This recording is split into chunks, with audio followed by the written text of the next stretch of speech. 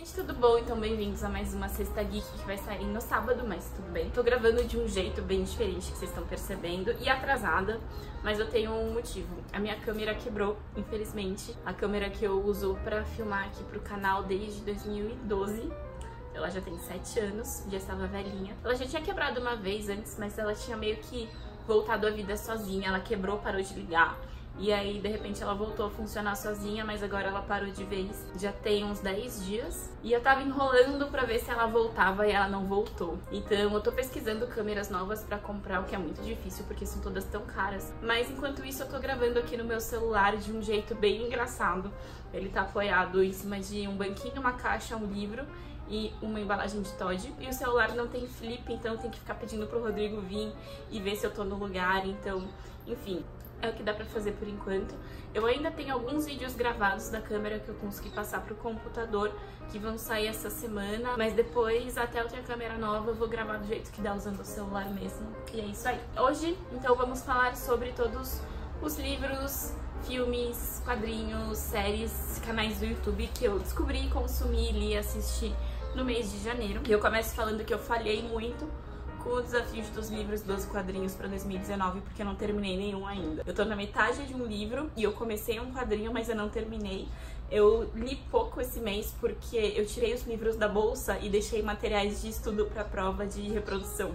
Então, quando eu tinha um tempinho, ao invés de ler o livro que eu tô lendo no momento, eu fiquei estudando. E aí, enfim, acabei não lendo muito, mas eu vou correr atrás do prejuízo esse mês. Mas eu consegui cumprir minha meta de ver um filme por semana, então temos 4 filmes aqui. O primeiro, que saiu em dezembro e um monte de gente me cobrou na Sexta Geek, só que eu ainda não tinha assistido, só assisti agora em janeiro, é o Black Mirror Bandersnatch. Se você tá morando embaixo de uma pedra e não conhece esse filme, o Bandersnatch é um filme interativo da Netflix em que você vai escolhendo o destino do seu personagem. Então, ao longo do filme, ele te dá opções do que você quer fazer. Desde que serial você vai escolher se você vai aceitar o emprego ou não, você ficar bravo se você vai quebrar o seu computador, ou derrubar a chá em algum lugar, ou bater na mesa. Ele vai te dando opções ao longo do filme, e o filme acaba tendo vários finais de acordo com a opção que você escolhe. Eu achei isso bem interessante, divertido. Eu me diverti muito no começo, mas no final eu já tava tipo, volta e vamos fazer outra opção pra ver o que acontece, meio no automático vendo todos os finais, sabe? Eu já não tava mais pensando tanto na história, eu tava só querendo completar todos os finais. E eu acho que isso me fez perder um pouquinho da experiência. Foi uma coisa divertida. Eu acho que eu, pela minha personalidade de querer completar tudo, ver tudo, todas as opções possíveis, sabe? Eu acabei me desconectando um pouco da história, só querendo completar o jogo, sabe? Então, eu não gostei tanto assim. Eu acho que os episódios de Black Mirror são muito melhores do que esse filme, mas foi uma experiência divertida, pelo menos no começo. February é um filme com muitos títulos. Eu vou deixar os outros títulos aqui, porque agora eu estou usando meu celular pra gravar, então eu não consigo pesquisá-los. Mas February é como ele tá na Netflix. Ele é um filme de terror que foi recomendado no Twitter do Afonso Solano, do Matando Robôs Gigantes. E todo filme de terror que eu já vi ele recomendando, eu gostei. Ele que recomendou Babadook, ele recomendou It Follows, aquela corrente do mal. Então quando ele recomendou February, eu fui atrás de assistir. Uma das personagens principais é a atriz que faz a Sabrina, na versão nova de Sabrina da Netflix. E outra é Emma Roberts, que eu gosto muito dela também nos episódios de American Horror Story. Eu fico um pouco com o pé atrás de contar, assim, sobre o que é o filme, porque uma parte do terror dele é você não saber o que tá acontecendo. Mas basicamente ele conta a história de 2 meninas que moram num colégio interno. E tá chegando o Natal, aparentemente, e os pais estão indo pegar as suas filhas no colégio e levando pra casa pra passar o feriado. E os pais dessas 2 meninas não chegam. E aí elas meio que têm que ficar juntas nesse colégio interno todo vazio durante alguns dias, sendo cuidadas pelas tias de lá, assim. Ao mesmo tempo a gente acompanha a história de uma menina que aparentemente fugiu de um hospital ou recebeu alta de um hospital e tá tentando pegar carona mais ou menos na direção de onde fica esse colégio. É um terror bem diferente, bem do tipo Babadook, pra quem viu Babadook e gostou, que ele tem a camada superficial de ser um terror do monstro que tá lá e tal, mas tem a outra análise do que aquele monstro representa na verdade. Igual pra quem viu Babadook, que você pode interpretar como o monstro do livro infantil mesmo, ou como o luto daquela família com a perda do pai e tudo mais.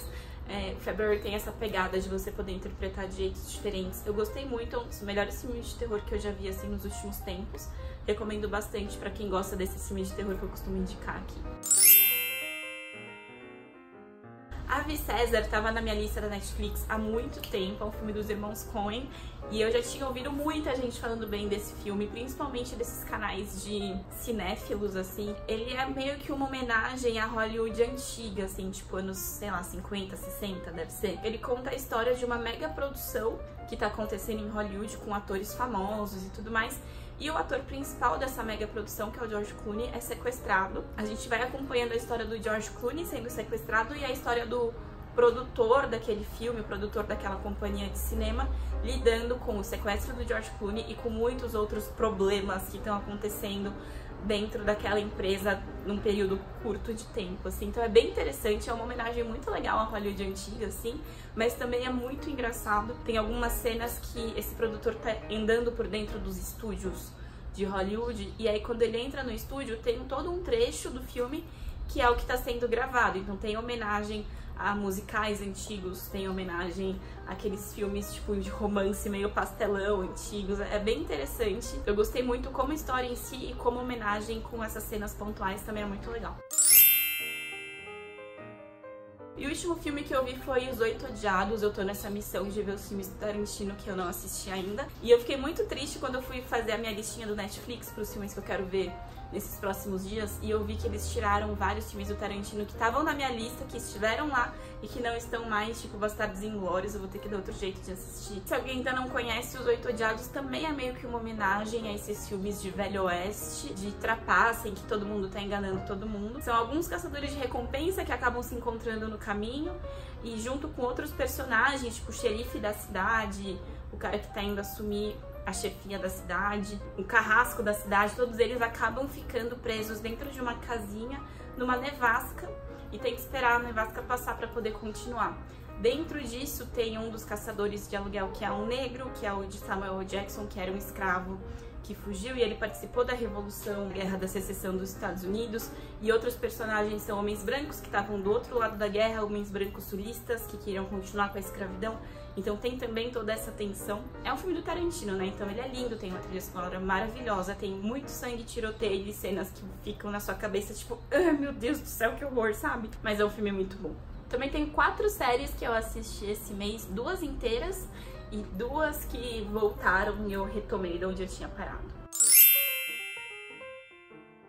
Acho que todo mundo assistiu Ordem na Casa, da Marie Kondo, e tá todo mundo maluco comprando caixa e organizando a casa. Vocês sabem que eu já tava meio que numa onda de organização aqui em casa, eu tô até fazendo vídeo sobre isso, mas eu não tô usando a técnica da Marie Kondo, eu tava indo só por cômodo e passando por todas as minhas coisas e vendo o que eu quero continuar, o que eu quero doar. Então eu achei muito interessante ver essa série sobre a técnica que ela usa. Se você novamente está enterrado embaixo de uma pedra e não sabe do que eu tô falando, Ordem na Casa é uma série da Netflix, eu acho que tem 8 episódios, em que a Marie Kondo, que é essa japonesa muito fofinha, ensina para famílias acumuladoras ou desorganizadas de algum jeito a técnica que ela usa para pôr a ordem na casa. Basicamente, os preceitos que ela usa são você organizar as coisas por categorias e não por cômodos. Então, quando você vai organizar roupa, você vai pegar todas as suas roupas, pôr todas elas num lugar, olhar item por item, e aí você fica com as coisas que te trazem felicidade, com as coisas que você vê você usando no seu futuro. E aí o que você não vai usar mais, ou que não te traz mais felicidade, você agradece e doa. E as coisas com as quais você fica, ela ensina técnicas para você guardar de um jeito mais organizado, que você consiga ver tudo e ter acesso a tudo e saber as coisas que você tem de verdade. E aí ela vai fazendo isso por cada categoria que ela fez lá. Eu achei muito interessante ver esse programa, me ajudou um pouco mais na minha mentalidade de organizar as coisas e de abrir mão de algumas coisas que eu não quero mais, que eu não preciso mais, que não me trazem felicidade, sabe? Então, assim, eu não vou fazer a técnica de organização dela, eu não vou pegar todas as minhas roupas por um lugar, eu acho muito legal, mas eu já tava no meio de um processo, então eu vou continuar. Mas mesmo os cômodos que eu já tinha arrumado, isso me inspirou a voltar um pouco e repensar algumas coisas. Principalmente as coisas que eu ia dar, e daí eu ficava, ai não, vai, vou ficar. E aí, olhando com essa outra perspectiva de isso me traz felicidade, eu me vejo usando isso no futuro, muitas coisas eu acabei separando e doando depois, sabe? Eu achei bem legal ter esse outro pensamento. Eu acho que pra quem tem realmente muita coisa, muito desorganizada, vale a pena fazer a técnica dela. Mas mesmo que você não pegue a técnica inteira, você pegue algumas dicas pra sua vida, eu acho que é bem interessante.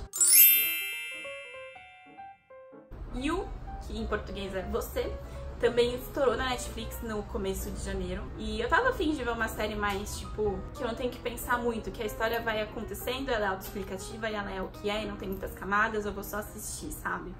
E que eu não tivesse que ficar, nossa, acompanhando muitas temporadas por muito tempo, tipo Grey's Anatomy, que eu também assisto. Então parecia uma série autolimitada bem interessante e eu fui assistir.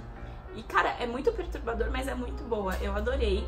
Tem toda uma pegada Gossip Girl, porque acontece em Nova York, tem meio que alguns mesmos atores, mas não tem aquela pegada de todo glamour, né? São pessoas, tipo, normais morando em Nova York. Então, You conta a história de uma menina qualquer que chama Becky, que entra um dia numa livraria. Ela é uma escritora, tá morando em Nova York fazendo pós-graduação lá pra ser escritora e tal. Ela é uma garota normal, não tem muito dinheiro, mas tem muitas amigas ricas, influentes, que ela conheceu na universidade e tal.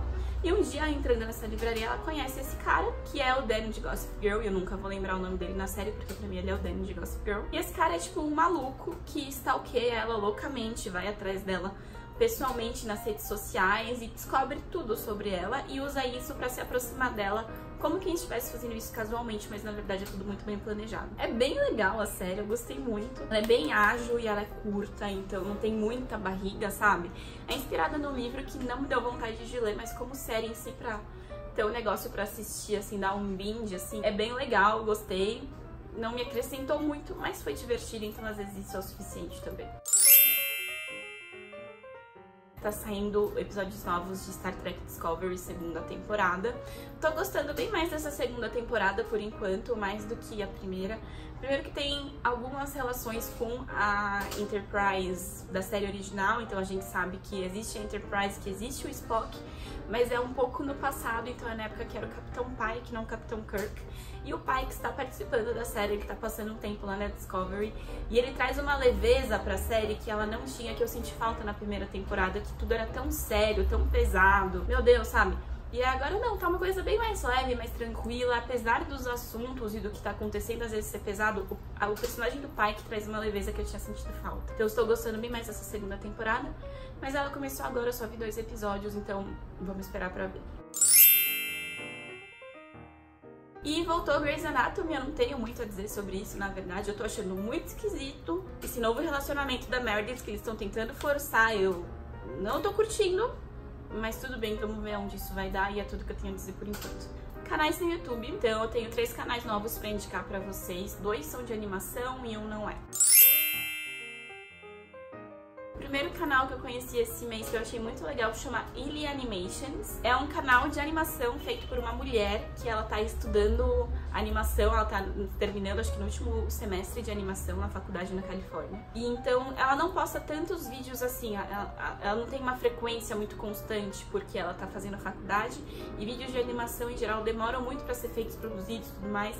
Então ela mesma aborda isso e geralmente os vídeos são um pouco mais curtos, mas eles são muito bons, são muito engraçados. Ela faz sketches contando eventos do dia a dia dela, assim, uma menina da Carolina do Norte que tá morando na Califórnia. Mas dentro do canal tem uma série de vídeos específicos em que ela conta a história de um relacionamento abusivo que ela teve durante quase toda a adolescência dela, até ela entrar na faculdade, desde tipo, os 13 anos até entrar na faculdade. É bem impactante, é muito interessante pra gente ver como que esse tipo de coisa acontece do lado de dentro, sabe? Porque às vezes a gente tá vendo relacionamentos que são claramente abusivos do lado de fora e a gente fica, meu, como assim essa pessoa não sai dessa situação?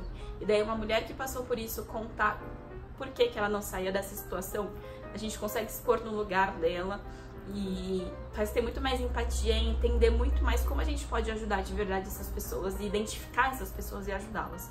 Então eu tô gostando muito do canal como um todo, mas essa série especificamente é sensacional, recomendo muito que vocês assistam. O segundo canal de animação tem um clima um pouco mais leve, que é o do Andrei, nunca lembro como fala o nome dele, mas é Andrei Terbea. Ele é romeno, então só por isso já é muito incrível que tem um canal de animação de um cara romeno feito no YouTube, que tem mais de 1 milhão de inscritos. Ele tem um personagem sidekick dele muito engraçadinho, que é o Wilford, que é um ganso roxo, que é muito fofo. Ele fala de vários assuntos também da vida dele na Romênia e tudo mais, mas ele aborda muito assuntos de atualidade, principalmente essas coisas de controvérsia de youtuber, coisas assim, que eu não acompanho tanto, pra falar a verdade, mas ele é um cara tão sensato que quando ele fala disso, mesmo quando ele fala disso, ele dá um ponto de vista que às vezes eu não tinha pensado, sabe? E além das coisas de notícias e do dia a dia que ele fala, tem sempre meio que uma história acontecendo aos fundos dele com o Wilford, que quando você assiste os vídeos na sequência, você pega essas coisinhas da relação dele com o Wilford e coisas que estão acontecendo, além do fato principal que ele tá falando no vídeo. Então, eu acho bem divertido de acompanhar. E a animação em si é muito fofinha, o Wilford também é muito fofinho. E o terceiro canal, que é a última coisa sobre a qual eu vou falar com vocês aqui nesse vídeo, é do Shane Dawson. Ele é um dos principais youtubers da atualidade que meio que renasceu, assim. Ele foi um dos principais youtubers no começo do YouTube, quando ele era jovenzinho, adolescente, assim. No meio do caminho ele saiu do armário, depois ele começou a fazer uns vídeos meio nada a ver sobre vídeo de desafio, sabe? Virou esses youtubers de slime, coisas assim. E ele meio que se reinventou nesse último ano, quando ele começou a fazer séries documentais sobre outros youtubers que estavam gerando muita polêmica e que era muita gente falando deles, sobre eles, mas nunca com eles, e aí ele ia fazer uma série documental sobre essas pessoas. Ele explodiu principalmente na série sobre o Jeffree Star e sobre um dos irmãos Paul, que eu nunca lembro qual é qual. Eu acho que eu cheguei a indicar ele pra vocês nessa época, mas agora ele tá fazendo uma série sobre conspiração. Então, por um tempo, a coisa do canal dele foi sobre teorias da conspiração, pequenos vídeos sobre coisas aleatórias, e agora ele tá fazendo uma grande série documental sobre teorias da conspiração. E saiu o primeiro episódio esses dias, o próximo acho que sai dia 6 de fevereiro, e ele fala de coisas aleatórias, assim, tipo, o iPhone tá ouvindo a gente, até aquelas teorias de que os incêndios na Califórnia, muitos foram provocados, e ele foi andar nas casas e eram umas coisas esquisitas, tipo, ter uma casa inteira queimada, todas as casas em volta não estão queimadas, nem as árvores em volta da casa estão queimadas, como se o fogo viesse de dentro, e daí as teorias de por que isso aconteceu e tal. E falando assim, até quando ele anunciou, pareciam coisas bestas, mas assistindo é muito legal. Não é uma coisa, nossa, super revolucionária, mas tem uma pegada de documentários do Discovery, sabe, do History Channel, sobre essas coisas, que a gente não assiste tanto mais hoje em dia. Eu nem tenho mais TV a cabo assinada, a Netflix não tem tanto esse tipo de conteúdo, e daí ver um youtuber independente fazendo isso é muito legal. Não é nada, nossa, novidade, explodiu cabeças, teorias que eu vou pensar, nossa, isso tudo é verdade, sabe? Mas é uma coisa divertida de ver, que muita gente gosta de assistir, que agora tá num novo formato, numa outra plataforma. Então eu gostei muito, e por isso que eu tô recomendando aqui pra vocês. Então é isso, gente. Acho que no fim, que bom que não teve nenhum livro e quadrinho, porque esse vídeo já vai ficar gigante do jeito que ficou. Agora eu vou só torcer pra ele ficar mais ou menos decente, gravado num celular, em cima de uma caixa de um livro e de um Todd. Mas espero que vocês tenham gostado do vídeo mesmo assim. Se vocês gostaram, clique em gostei pra mim. Não deixa de se inscrever no canal pra mais vídeos. A gente me segue nas redes sociais, Twitter e Instagram, tá tudo aqui embaixo. E é isso. Tchauzinho e até a próxima. Por favor, esteja gravando.